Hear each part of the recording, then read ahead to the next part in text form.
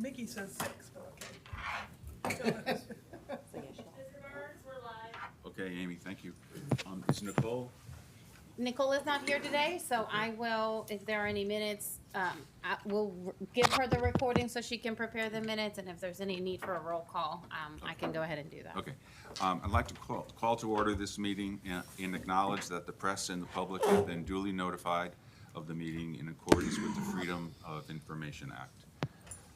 Second item on the agenda is election of chair and vice chair. That was a mistake. That should not have been on the agenda, so you can just delete that item. Next item is approval of the previous meeting minutes of May 16th. Do I have a motion for approval? So moved. Second. Okay, any errors, omissions, or changes that anybody feels the minutes as written are not correct? Chair, if we can just make sure that everybody is speaking into the mic. I don't think mine's on, is it? On? Amy, are the mics on? Yes, they are. Okay. I got the green light on here, so Yep. I think it's working. Okay, so since there's no questions for discussion, all in favor? Aye. Aye. All against? I'm abstaining. I wasn't here at the meeting. Okay. Okay, next item is a review of the financial statements, and Deborah Hamilton will lead that discussion. I'll quickly introduce Deborah. Deborah Hamilton is our new finance director. She has been with us since June.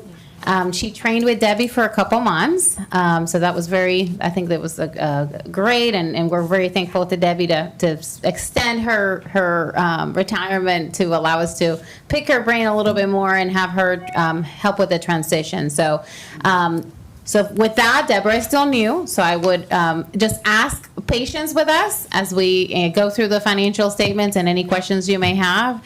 But now we're so happy to have her on our team. She's just a joy to work with, and you'll see that once you start getting to know her a little bit better. Good morning, everyone. Thank you, Desiree. I'm going to go through FY23 financial statements since there hasn't been a meeting since May, I think? Mm-hmm. Okay. So these are preliminary statements, but the financial fund balance for the state accommodation tax is $4.1 million. And total revenue received preliminary is $3.6 million for the 4 quarters, with interest being at $130,000. And this is total revenue compared to a budget of $2.6 million. The expenses are pretty much as budgeted, with the exception of the Charleston CVB, and that's, of course, in direct correlation to the additional revenue we received.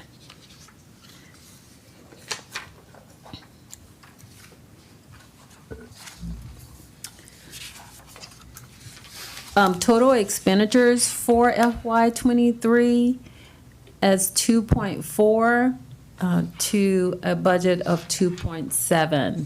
So we're well within the budget. Are there any questions about FY23 before I move on to FY24? So FY24, we just started. We're 2 months in. I wasn't able to finalize September's financials before this meeting, so I'm going to report on the first 2 months of the first quarter. And we're ending with a fund balance of $4.1 million as of August 31st. This, of course, is an increase of 1.3 over prior year this time for August 31, 2022. So the fund is growing. As far as expenses, we are, like I said, only 2 months in, so they're minimal expenses right now of $44,000, which is it's good for 2 months because there was very little activity. And revenue-wise, we have $34,000 in interest income. That's all I have to report. Are there any questions regarding FY '24?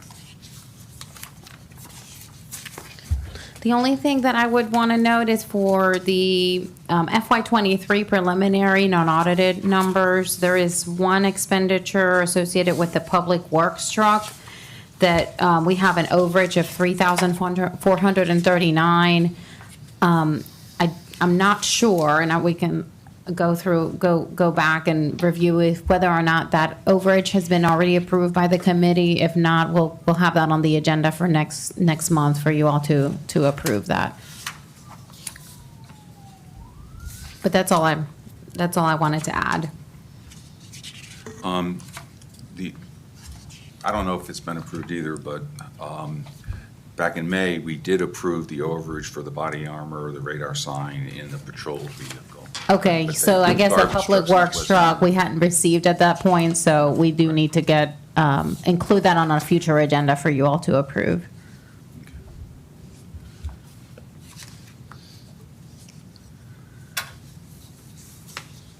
Okay, next item, old business. I'm not aware of any old business. First item in new business is a presentation from Charleston Visitors Bureau for the FY '23 expenditures. Now, there's nothing in the packet concerning that, so are you not ready for that, or should? They have a. They have a couple full- pages at the end, it's page 30 and 31. What about the handouts? Oh, the handouts. Yeah. Yes. Yeah, no, we're ready. Okay, Yeah, this. We're always ready for you. That's baby. it. okay, well, the floor is yours. Okay. I have that. Yes. That's not what I'm looking for. Now you're looking for the actual numbers. I'm looking for this, yeah. I'm looking for that. Chair, I think you all are getting a copy. Oh. There you go. Thank you.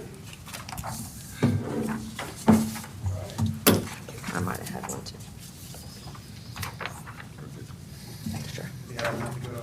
Yep. Oh, yeah. All right. Well, thank you all. Good morning. It's great to see you again. I think everyone knows Kat Doherty, Chris Campbell, so we appreciate. Again, Okay, appreciate the opportunity to share a little bit more time with you this morning and talk about a report that Chairman Burns requested for fiscal year '23 expenditures that were exclusive and to the sole benefit of IOP. And so that's the document you have before you, and that's page 1 of what you have, and we're pleased to discuss with you this morning. Behind that is a secondary report which shows some expenditures related to the Beaches campaign and Isle of Palms expenditures related to the beach campaign. But nothing within those two reports, just to be clear, does reference any kind of regional, or region-wide, I should say, advertising for the fiscal year 22-23 time period. So the report, just quickly, on the full complement of that 30% for fiscal year 22-23 for tourism promotion, that will be coming very soon. Those reports from the city are due to the state on November 15th, and that deadline actually allows our team to prepare, complete our audit, which they're in the process of doing, and that audit's actually being presented to our board in a couple of weeks. And then we will certainly have the full complement of those expenses, some of which we'll talk about today, that are exclusive to IOP, as well as regional expenditures or region-wide advertising expenditures in that full report.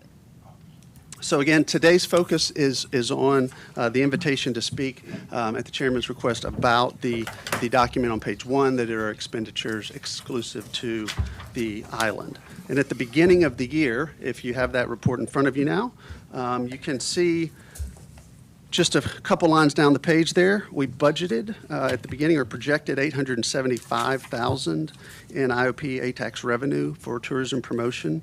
It was a very successful year, which you all are very aware of. And so actual revenue to Explore Charleston was just under 1.1 million. So that did create a variance, a positive variance of 223,000. The budgeted number there you see, the percentage down one line, indicates the percent of revenue, which was 36% of revenue in the approved budget for FY23 that was allocated to IOP-specific initiatives. And we're pleased to report that in the actual year-end report, the number ended up being for expenditures specific to IOP 41%. And I'm going to turn it over to Kat, who's going to talk a little bit about how we went about using those tourism promotion dollars. Thank you, Chris. Great to be out here today. I dressed appropriately in my finest beach cabana wear since the weather is still beautiful out here. So let's talk about our expenses. And I hope that you see that we really did listen when we came out here and presented our ideas for the budget in January. We heard you loud and clear, so let's talk about what changes we made last fiscal year. And I want to point out just a few of the larger expenses, and if there are other questions, happy to delve into those. So if you go down to expenditures under the actual 100% IOP column, starting with the biggest number, $147,541, that is for website optimization, and that is Google AdWords and also our YouTube promotion, paid promotion. So at the bottom where it says YouTube and there's zero, it's actually because YouTube falls up under Google now, and that is a part of that. So that's Google AdWords and YouTube. And then you'll see another large expenditure, $44,000, almost $45,000, and that was the VRBO campaign that we know was very successful. And then I'd like to go down to Facebook and Instagram, $157,000 spent. And again, all of that is IOP-specific advertising. It says Isle of Palms.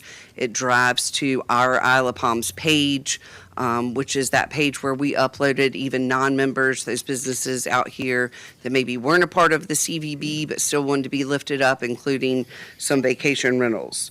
But I'm happy to discuss other things. And then you'll see under print where we didn't do any Isle of Palms specific print. We kept it all in the digital world where we could track it. And then, of course, Chandra is down there, and we're starting that partnership. And we see her every Monday, and it's great to have her. She's such a positive, bright spot in my week, and also just intelligent and ready to go to work, and has been all summer. And then it's opened up the door for me to spend more time out here as well, which I've been doing with the team. So I feel very welcomed here at City Hall. But happy to take questions, Mr. Chair. Kat? Yes. I don't know a lot about internet and search engines and all that kind Sure. of stuff, but I think I understand that search engine optimization, like keywords. Yes, which you SEO. mentioned. And then so if somebody does a search on a keyword, And we spend the money to make sure that Isle of Palms comes to the top of the Right. list. can you give us a list of what those keywords are so we I can. I don't have that with me today, but yes. I think we would like to just be able to do it, search on a keyword and just try to understand or recognize how Isle of Palms is positioned on Sure. on that. I will do that. Do note that it might not show up for you because you are a local IP address and we don't target locally, but I can certainly get you a Okay. list of those key Well, terms. yeah, Set you on a VPN. yeah. Because when you do a magazine ad, you see the ad. Right. So you can tangibly understand what you're paying for. Certainly. And But we can also show you the Google ad display ads that are digital ads, as well as what's being pushed on YouTube, and that's how to spend a perfect day on Isle of Palms video. Okay. And then on some of the other expenditures, are there any, Any way to measure the success of those things? Yes. Do you have data that says, okay, you spent $157,000 on Facebook and Instagram. Show me what that realized. Yes. And let me see what I have. So originally, we had not been asked to bring the backup. We had just been asked to bring the expenditures. But I do have a few of those. For Facebook and Instagram, we had over 373,000 click-throughs to the Isle of Palms page at an average cost of 42 cents. So that's a really good rate of return on that price per click. So yes, I do have that today because I thought you might ask me for it. On the, Predictable, you mean? Listen, I'm ready for you.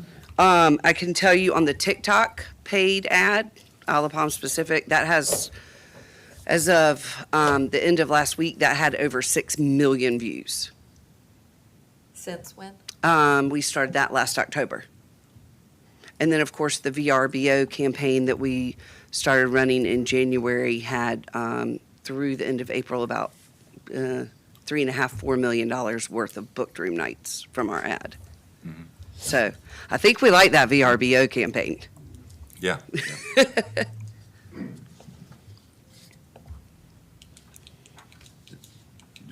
I don't have it. I'm done with questions. Okay, anybody else? Yes. For the magazine publications, are they more for Charleston? They're more, Or for Isle of Palms So the- specific? those are the beach, we have the beaches campaign that ran in print, but we did not run a specific Isle of Palms ad in print. Does that help? Is that what you're asking?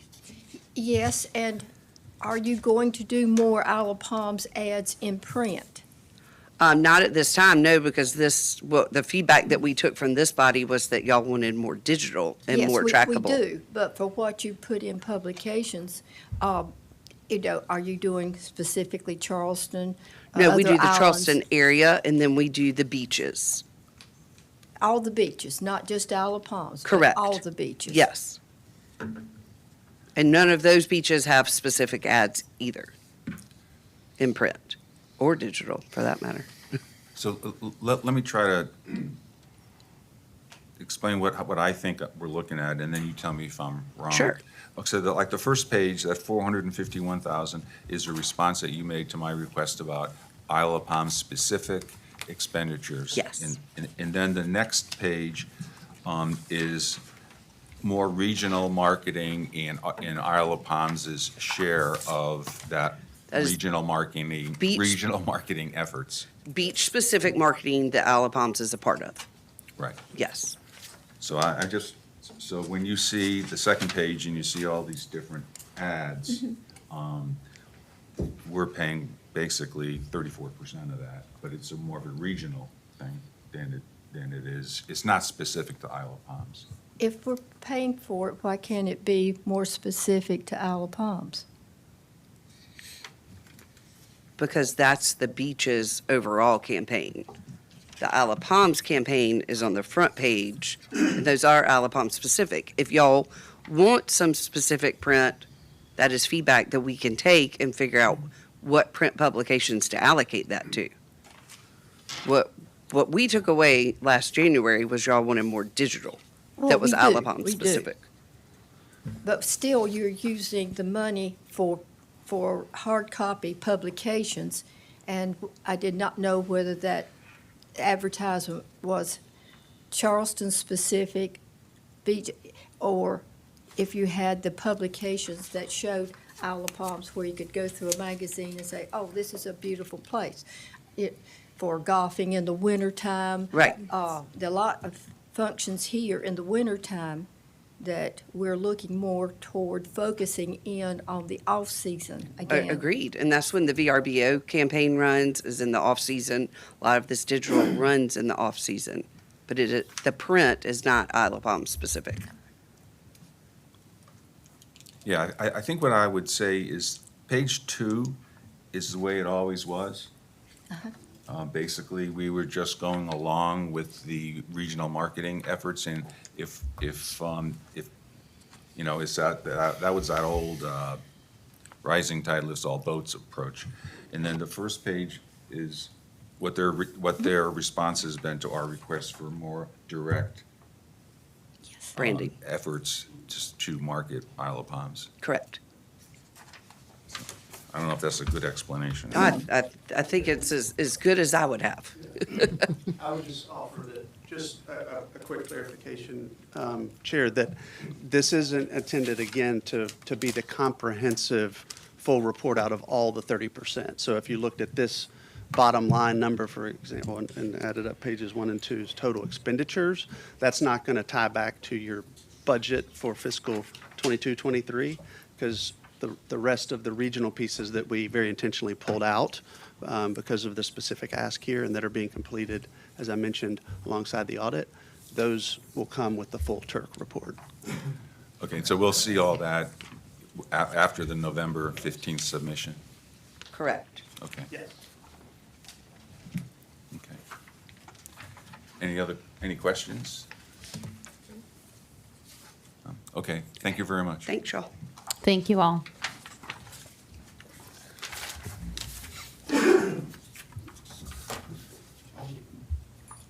Okay, moving, I just buried it.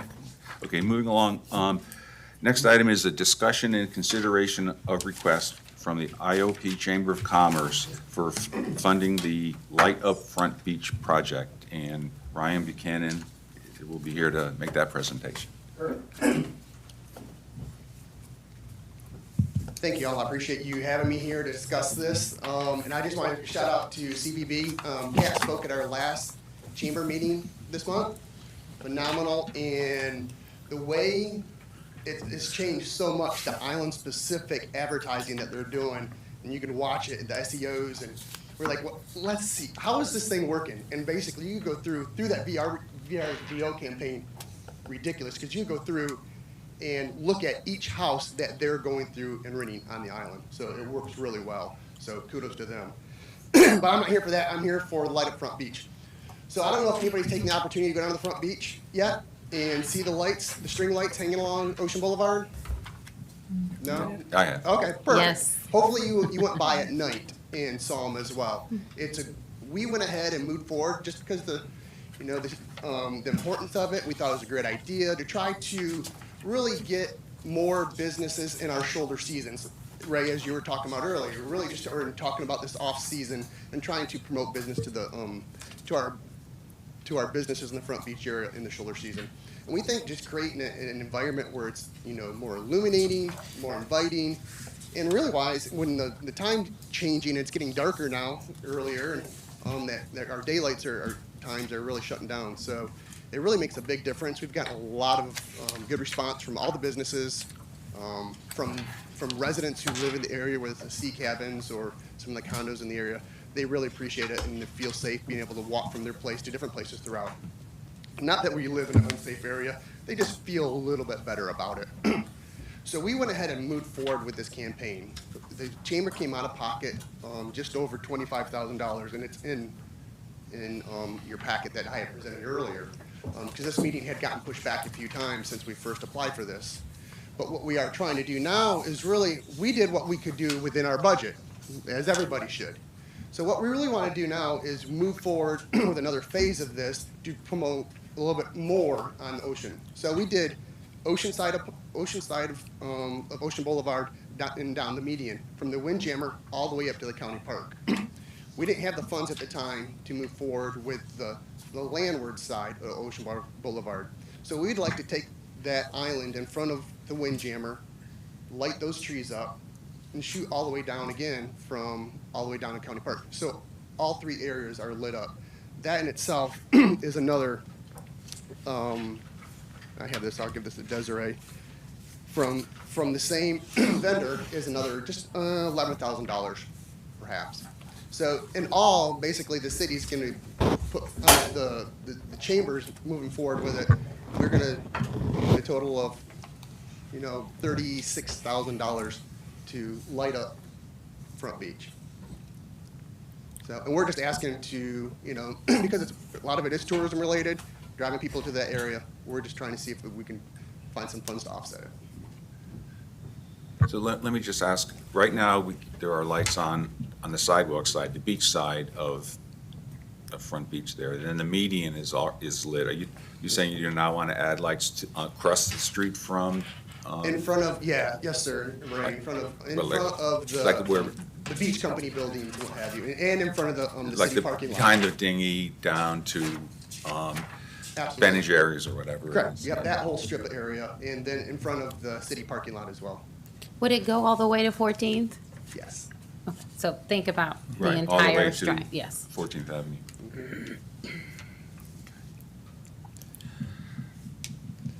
But, Is there any effect, just out of curiosity, and the turtles, for the turtles? no, No. they're No. not. These lights hang, well, that's one point that we made, and we had a lot of discussions with folks throughout, before we even moved forward with it, Yeah. with the police chief, the fire captain, everybody, and Turtle Team members, and talked about it, and all the lights hang at or below the level of the streetlights. And they're on a timer, so they're not on all night long, so they go off at a certain time, so. What time do they go off? I don't recall. I don't Yeah. remember. We can find out. and We'll let you find know. out, yeah. Yeah. Do you anticipate any problem with trimming the palm trees? No, well, we've talked to different vendors about that as well. We have made it super easy for those lights. If we need to move them, they're all on they're like little lanyards that we can just unclip them and they're attached. So the lights aren't actually screwed into the palm trees at all. It's almost like a harness that goes around the palm tree, so it keeps the palm tree safe and what have you. It allows for expansion and growth and what have you. But if we have to move the lights, and we talked about this there's one thing that was brought up with the fire department as well. So we can just go through, unclip it, drop it down, put it back up. And the chamber does pay for a quarterly maintenance of it. So if we have somebody, the same company comes out, maintains the lights. If any of them go out, I mean, if you notice any of them out, give us a call. But they come out every quarter, check all the lights, make sure everything's working, all the cables are well, everything's tightened up, everything's working well. So we pay that. And we pay $300 a quarter, $350 a quarter just to maintain the lighting up there for them. You mentioned the fire department. Were they helping you with that as well? They were helping with it. They were guiding us Oh, on placements gotcha. and stuff like that, and well placed, so that if they have to get into certain areas, they just wanted to make sure that we weren't going to obstruct them. Nice. And the original plan, as we had conceptualized it, it was to go from building to building. And with feedback from the fire department and being able to have enough clearance for their vehicles and their trucks, we pivoted, chamber pivoted and installed it where they are now, so that they they don't impact that. Correct. But it's just it's a soft white light. It would have been kind of cool to make sure. I mean, do seasonal lights like now. We could do it orange or whatever. So, but no, they're just white lights right now. So, but it's really inviting. I don't know if you haven't had the opportunity to drive through at night. It's a really neat environment just to walk through. And we really wanted to have it done prior to the Christmas tree lighting as well. So it was one of the spots. Do we need another application with the additional scope of the project? Because this is for the median and the beachside sidewalk, and now we're talking about the opposite side in Yeah. addition, so it's 36,000 rather than 24,000. Correct. I think it's 11,000 what they're requesting. Yeah, I'm saying the difference between Yes. what they've done today and what the additional cost would be for the other side of the street. Yes, we would need a revised one for our records. Okay. Yeah, when I first put this application together to come before you, like I said, it was prior to one of your last meetings, so this kept getting pushed back. We wanted to move forward and have this thing done in the time frame because our lighting guys starting to get busy with the holiday seasons, so we wanted to get it done. So we went ahead and pulled the trigger on it, just so we could have it done by Christmas. Okay. For the benefit of the committee, I think some people are questioning whether this is a qualifying expense. And so I tried to do a little bit of research on that question. And with Department of Revenue, let's see what they call it.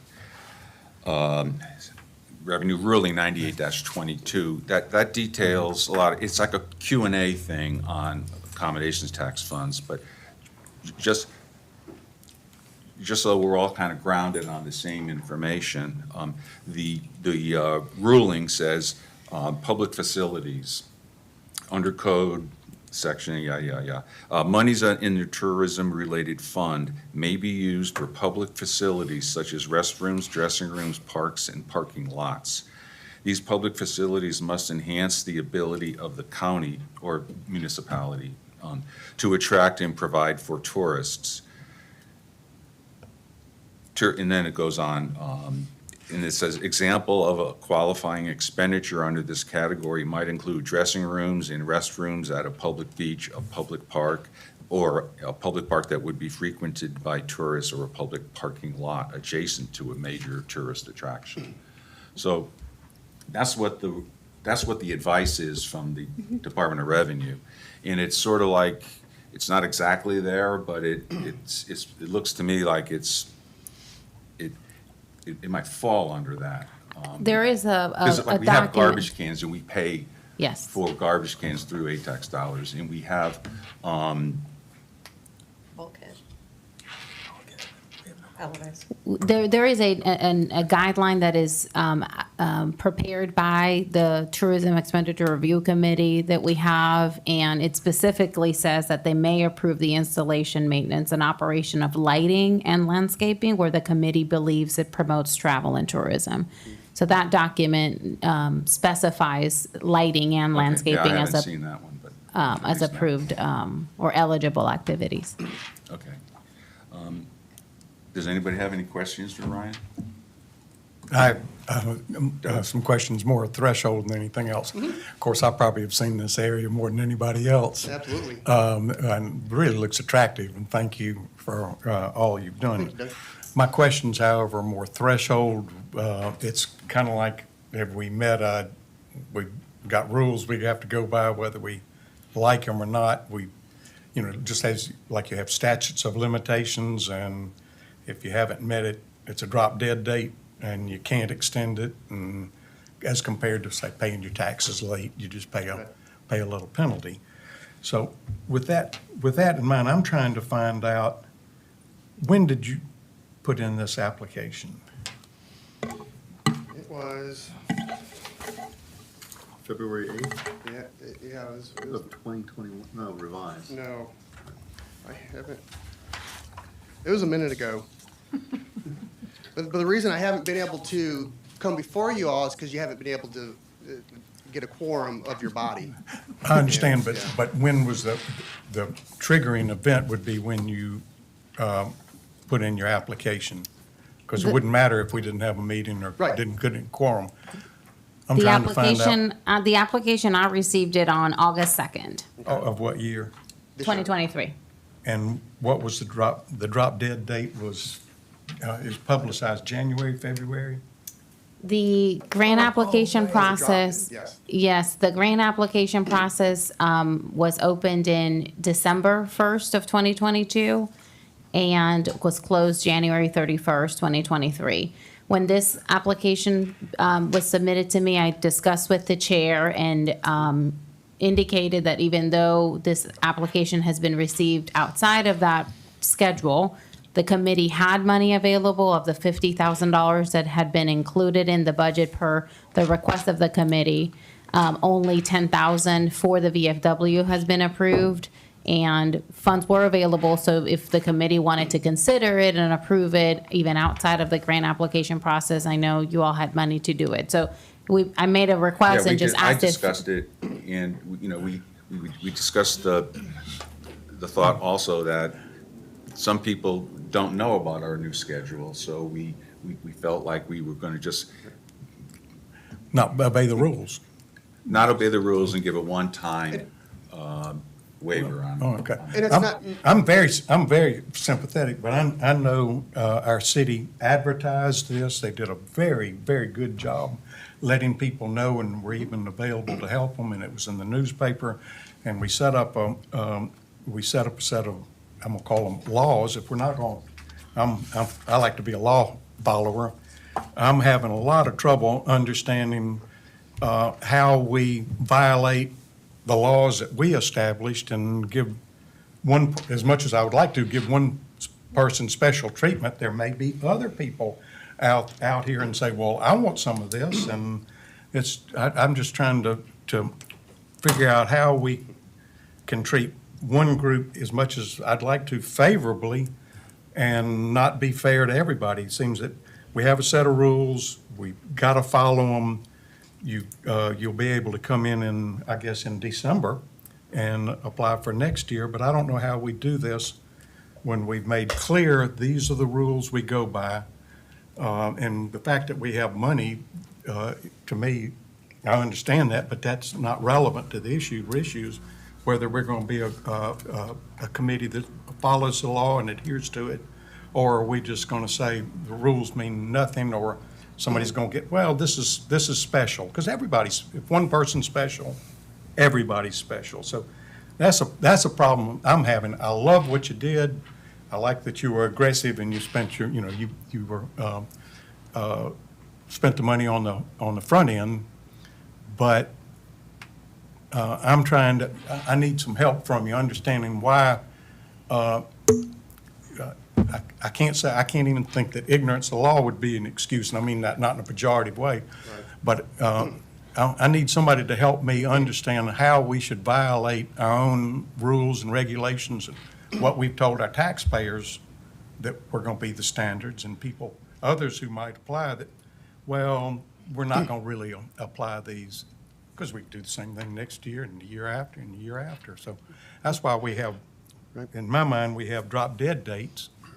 The same as somebody could get terribly hurt in a car wreck, and a baby could be hurt.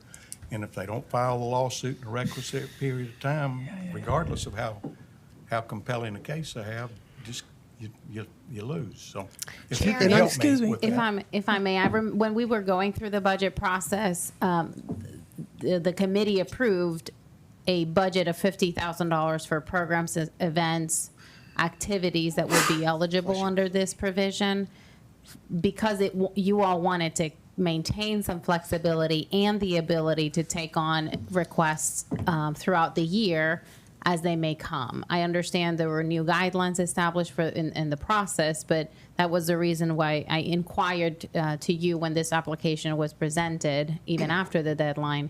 The committee still has money, so it's up to you all whether or not you want to consider it this year or not. Or you could leave it if we denied it.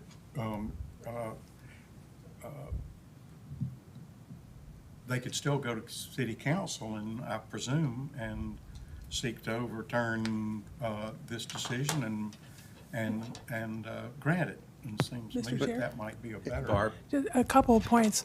So you're saying that he could just come back once we're in the new calendar year which is just a month or two away, and do the same thing? Right, that's what I was Interesting gonna say. thing, I had a citizen approach me about funding for an ATAX money, and I told her, yeah, you had to have it in by such and such a date, and she couldn't make that deadline, so she's just put it off. So here you have someone that, probably has a very valid presentation, but they are waiting. They complied with the law.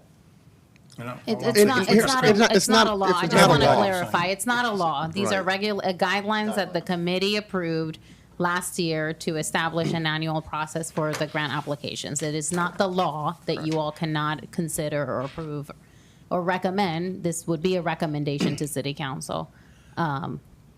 Something different than that. And Mr. Truesdale, I mean, we are by no means, I did not come and ask Desiree for special exception because we're special, like you implied. That's not it at all. When I went through, and the chamber's fairly new, we're only 2 years into our, infancy, basically. We're still learning to crawl. And so we wanted to try to figure out what can we do for the community, our business community. Our motto is connect communities. How can we make the residential community connect with the business community? And we wanted to light up the front beach, and we thought it was a good campaign. So we actually put our money towards that. I think But you are I special, knew, but I I'm want going to quite finish it. But Okay. what I was saying was, but we knew what the application process was, but we knew it wasn't expended. All of it was not expended. So when I reached out to Desiree, she had said she would indicate that she would talk to the chair to make it available. Because those monies are still be able to be spent, regardless, because it's not a law, it's a policy put forward Okay. that you can go through. And if something else were to come up and you guys say, hey, you know what, that's a great idea, there's nothing stopping you from moving forward on it. With this one, it doesn't. Regardless, like I said, we thought it was such a good idea to connect communities that we went ahead and moved forward on it. But I didn't ask for anything special. I just inquired with Desiree, got her counsel on it, and she talked to the chair on it. I think you may have misunderstood. I think you are special, and I appreciate all you're doing. What I'm looking at is a process, just like Barb said, that we've got to treat everybody the same. One person follows, that thought about doing this and then found out they were out of time, so they would have to wait till next year. And we shouldn't make special exceptions for one that we don't give it to everybody. And if we are, we're going to have to open up everything to everybody, and that's just a terrible precedent. So my question to that would be, the monies that were not expended in your budget cycle, would that get rolled over into an just gonna additional ask that. $50,000 for next year? Instead of being $50,000, it'll be $50,000 plus whatever was not spent. Is that the way it would work? No, well, it could work. I mean, we can build a budget, and y'all can make that recommendation. We typically just have a $50,000 placeholder every fiscal year. So whatever is not used this year just stays in fund balance and just rolls over And to if our we came general. up with a program that needed more than that, we could just adjust that 50,000? Yes, ma'am. Yes, ma'am. So if we don't spend it now, it doesn't roll over. Right. Not unless you all We make make that it. recommendation during the budget preparation process. So where does it go? Just Back to the say- general fund. Stays in the Goes where? fund balance. It goes where? It stays in the balance in the account. Okay, all right, so I think Barb made a good point. So to understand the timeline, with the new applications, would go through the December, January, February timeframe, and that monies would be fiscal '25 money, That's right. which would not be released until sometime after July 1. That's right, of 2024. Right, okay. So that's the difference between, if it's declined and they resubmit, that would be the timeline for the money. If not, there's money in the current budget remaining, which is kind of a premise for what Desiree and I spoke about concerning whether we should go accept the application or not. And I was a part of that discussion. Didn't really consider the setting a precedent,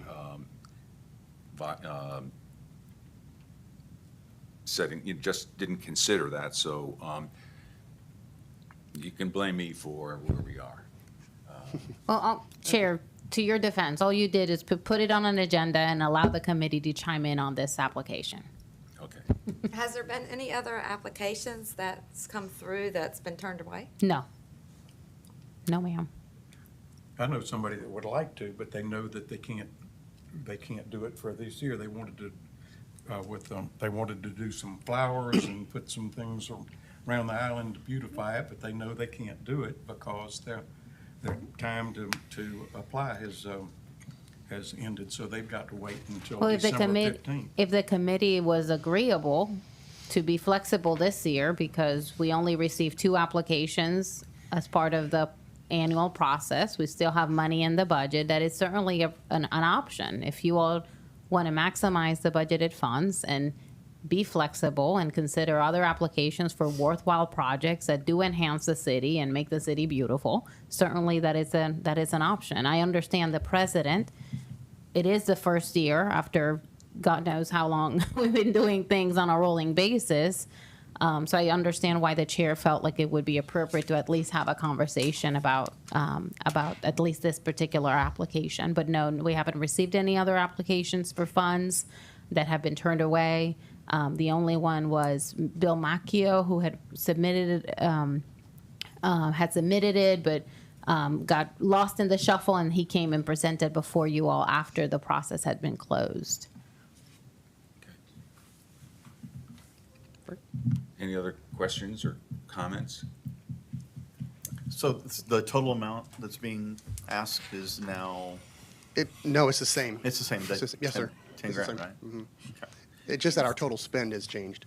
Right, So what's the amount that you're asking for? 10,000. 10,000. Yes, ma'am. right. All right.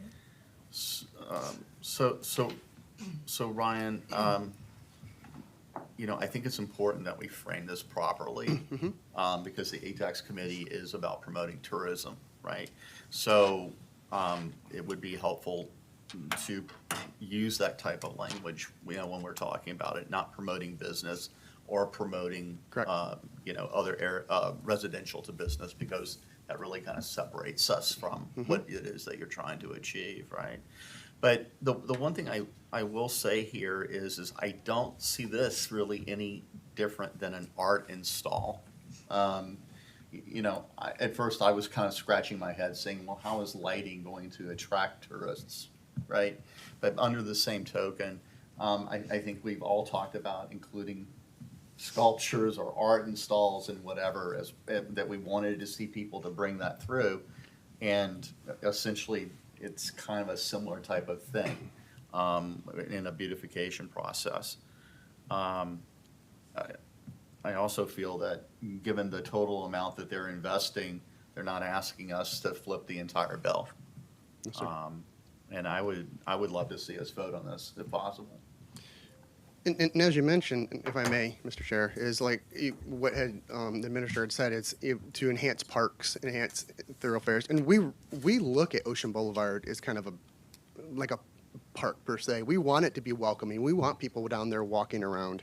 We want visitors to come through there and utilize the Front Beach businesses. And we kind of really just played off the revitalization of our public restrooms. The way they have string lighting going from there and enhancing the front of the public restrooms as well. We played off that same thing and trying to just welcome everybody to that area. And that's really, we want to make it inviting for everybody. Who is covering the electric bill for that? That will come out of the tax. Yeah, so it's connected to the same meter that Same meter. all the lights down at Front Beach are, that expenditure is covered by tourism funds. It's a tourism-based funds. Ryan, I want to make clear, I'd be in favor of this for next year. I'm just, I'm leery of Correct. not feeding everybody out of the same spoon of justice. And No, I understand. Everybody has the opportunity. Like, and you I said that- asked, you I said that inquired about it. If I can finish, you said you knew that there was a drop dead date. Was that correct? You knew the drop dead date. Not at the time, I did not know. Yeah, because a lot of it had changed. When did So you find out that there was a drop dead date? When I think when I inquired with Desiree early on. So it might have been later on, but yeah. You didn't see it in the island? No, because we had Eye and- applied previously for our Website. For the website website, development, yeah. You don't get So, the but- island eye? Pardon me? You don't get the island eye? No, sir. Okay. Okay, is anyone intending to put a motion on the floor concerning this application? So moved. What's the motion? To accept the $10,000 application of the Chamber of Commerce. Do I have a second? Second. Okay.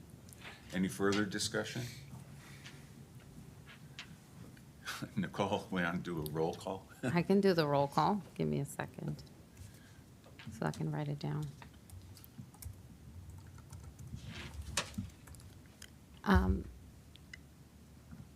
Barb Bergworth, Aye. Chas Akers, Aye. Chrissy Lawrence. Oh, here. No, I is good. Rebecca Are you the Kovalich. Congress? What is it? Phase that. I will say aye, but. Ma'am, we're voting now.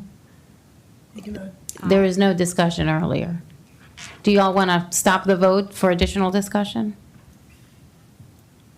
Is it You called for- discussions necessary? You called for the vote. I was doing roll call, and I Right. think she has some discussion. I'm asking if the chair would like to suspend the vote to allow additional discussion.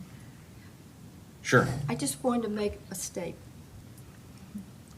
I am number one for beautification of this island. I lived somewhere prior that the tourists came because it was so beautiful. But yet, setting a precedence here of allowing a person to get in under the wire and not allowing another person to get in under the wire is kind of a shifting sand. And it's not about the money, whether we have it in the kitty or not. It's setting a precedence. I do believe, I will vote aye, but I do believe, and I do want to make this statement, that we really need to have set rules and abide by them, or we will be considered that we are giving favoritism to one person and not to another. We will lose our credibility. That, I want to make that statement, and I will vote aye. Thank you. Mr. But we're Truslow? on, if we're still on discussion, does this mean, I'm just trying to get some clarification. I know Barb's mentioned somebody that sounded like they had a good project. I know one that has a good project. Are we just gonna say the rules don't matter, we're gonna open it up and they can apply to for the rest of the money? Because there's another $30,000. We're talking like a month and a half. I mean, when do we meet again? I mean, If I receive any moot point. applications, as I have done, I will ask the chair whether he wants included on the agenda for consideration. I haven't received any others. just Well, I don't think it's Doug's fair. point and Barb's point is you haven't received any, possibly because people know it's past the deadline. My concern with opening it up between now and when it does in fact open up for applications is how that is communicated and how do you expect people to understand that? Because we had a problem with communicating it originally. And we had people who didn't, one way or another, they didn't understand the new rules. So I'd be concerned about opening it up and not doing an adequate job communicating the fact that the applications are open. And Chair, this happens all the time with grant programs when there's an amount allocated for a purpose. And if there are additional funds available, a second round of funding is announced and a second round is considered.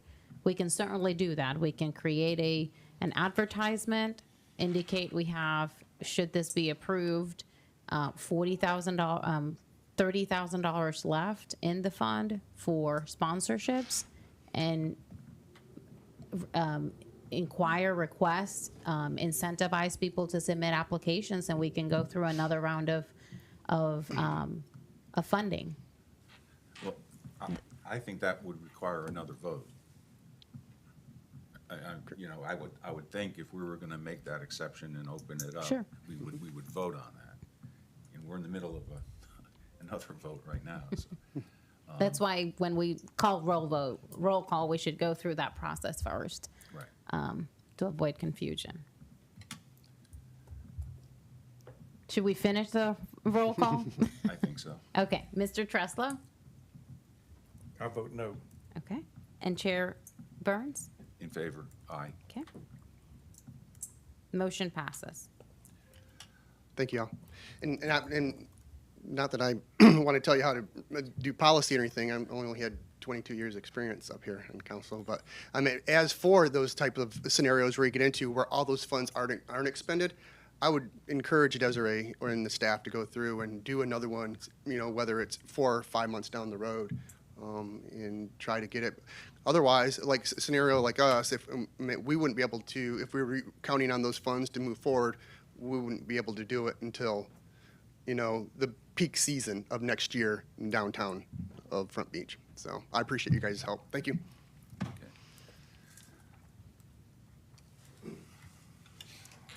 I kind of like to finish the discussion.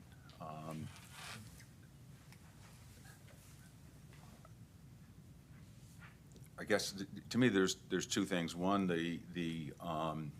the idea that we have monies left and we want to open it up for applications contrary to our guidelines. or the question of whether, if there's money left, it can be rolled over to the new year. And so if there's $20,000 or $30,000 left, instead of the $50,000 placeholder, that could be $70,000 or $80,000. And that would become more meaningful when you're soliciting applications. So I'm looking at it two ways, and I was curious what everybody else thinks about that. I agree. I like rolling it over. I think it's too quick to get applications in here in the next 2 months. Right, yeah, okay. All right, well, that's what, do we need to vote on that as No. well? I think that's prudent, and it gives, this just gives more opportunity to applicants in the future to submit their requests. What I'll do, I'll make a note that when we're preparing a draft budget for you all to consider for FY '25, we'll see what's left in the account and include that in addition to the 50,000 placeholder that we would typically include. Okay. So Ray, let me see if I understand. The Lutheran Center, which is a 501c3, was interested in beautifying the turn where I call it the prison fence. It looks like a prison fence. They were interested in beautifying that area and across the street, putting in some plants. And I got the inquiry and I said, I'm sorry, the time is gone for this year. Those are the rules we set. Now I'm hearing that, well, those rules don't really apply. Are they free to now apply this week and before the new year, come before this group and seek the other $30,000 that is here and beautify the island? We just discussed, I laid out what I thought were two options. One, opening up for new applications currently, or two, rolling over the unexpended funds to the new fiscal year. I thought the consensus of the committee was they liked the idea of rolling it over. So that's my understanding of our discussion. And you know, again, you know, shame on me for agreeing with Desiree on this, and I take full responsibility for that. But I don't want this. So just leave it at that. You know, that's where we are, and So are we saying that, or I didn't mean to interrupt I don't you. think we saying are that saying that. We're What not we're gonna saying- accept anymore and, yes, what we're saying is we're gonna stick to the guidelines and stick to the process established. We made an exception. I take full responsibility for that. Going forward, we're gonna roll over money unexpended, make the pile of money, the pot larger, and continue to do a better and better job of communicating the application process to people and then go from there. I mean, I don't, What does the city do to promote the process? How do people know? We put it in a couple ads in the local paper, but before December, we put it on our social media. We directly reached out to people who have submitted requests in the past, whether they had been approved or not. Anybody who had submitted in the past 5 years, they received an email from us letting them know about the process. I think to Ryan's point, they're a new organization. But that's how we communicated with the public and organizations that have requested in the past. okay. Any other questions on that subject? I'm not sure that we can't listen to other people wanting money coming in this year, because otherwise it would look like favoritism. And so I think maybe we've got another contention to deal with, not only this year and allowing people to file applications for approval for this year, but also the modification of our guidelines so that it takes into effect of, by a certain point of time in the year, if we have money open, we allow another round.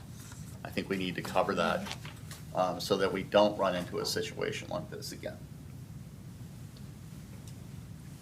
I tend to agree with that approach. I think it's That would just be a fair. matter of putting it into the guidelines. Yes, I think if by the deadline of applications, there is more money available than what was requested, the committee has the opportunity to open it up again to try to maximize the allocations that are approved throughout the year. I would feel uncomfortable with not allowing any new applications that could come in after the deadline, as one has been approved today.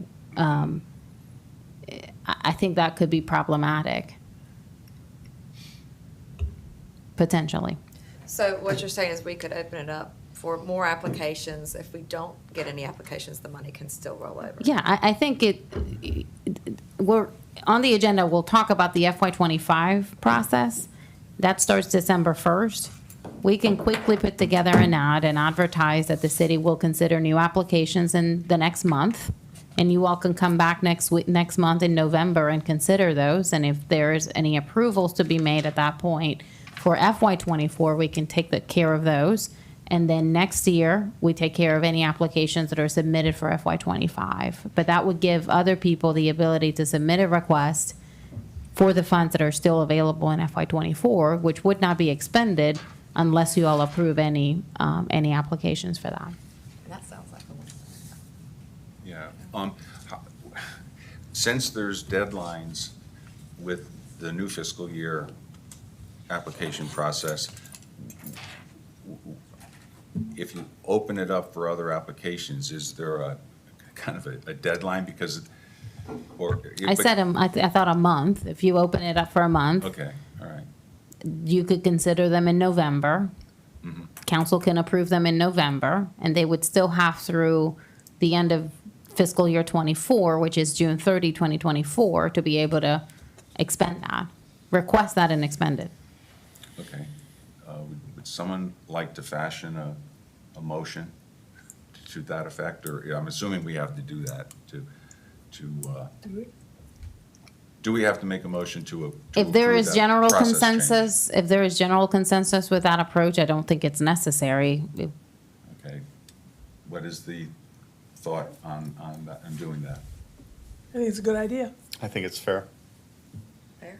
So we can open it up tomorrow, request by the end of October. Anything that comes in will be placed on an agenda for you all to consider in November. Right, and that would be for money that would be spent between now and the end of June. And then the new applications that are coming in after the first of the year would be for money spent after July 1 to June 30th, 2025. That's correct. Okay.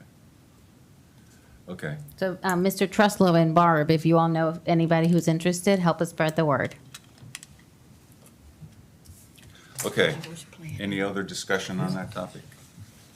Next item on the agenda is the report of schedule of the FY25 state accommodations tax grant applications, which sheet was in your packet, and that details the timeline for the grant applications through the interview process, workshop to understand the guidelines of what qualifies for an application, and then on through the presentations, voting, and the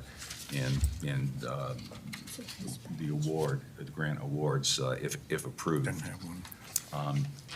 Anybody see any problems with that timeline? I think we need to make an amendment in this where we, at the 50% mark time, we have a review of budget and then open up another round and add that into the schedule if deemed necessary.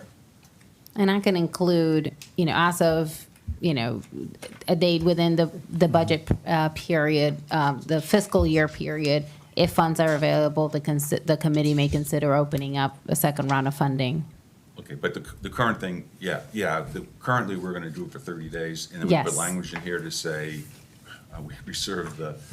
The right to open up, yeah. Open it up again if monies are unexpended, That's right. and what date that is, I was concerned a little bit about the confusion people would have in submitting a new application now, since we're opening it back up again, and then having to submit another application in January. So The Well, it 30-day would- thing gets them paid quicker if it's approved, and then the other one is a longer-term proposition.